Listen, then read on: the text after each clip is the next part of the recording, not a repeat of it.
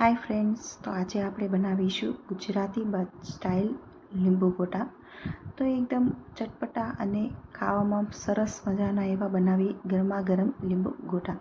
તો એના માટે સૌ પહેલાં જારમાં આપણે મરચી, આદુ, લસણની 10-12 કળીઓ અને કોથમીર એડ કરીને મિક્સ કરીને ગ્રીન પેસ્ટ એવું તૈયાર કરી લઈશું. ત્યારબાદ એક મોટા વાસણમાં 2 ચમચી તલ, 1 ચમચી મરી પાવડર, 1 ચમચી જીરું પાવડર, 1 ચમચી જીરું, શુગર અને જરૂર મુજબ મીઠું એડ કરીને ગ્રીન પેસ્ટ છે ઉમેરીશું.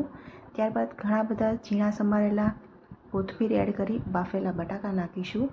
ત્યારબાદ બરાબર હાથથી બરાબર મસળીને મિક્સ પેસ્ટ તૈયાર કરીશું. ત્યારબાદ એમાં ગરમ મસાલો અને ઉપરથી લીંબુ નાખવાનું છે. ત્યારબાદ ચણાના લોટના મિશ્રણ બનાવવા માટે એક વાસણમાં ચણાનો લોટ લેવો. ત્યારબાદ એમાં અડધી ચમચી મીઠું એડ કરવું અને જરૂર મુજબ ધીરે ધીરે પાણી નાખતા જઈને આપણા ગોટા વળે એવું થીક બેટર છે એવું રેડી કરવાનું છે.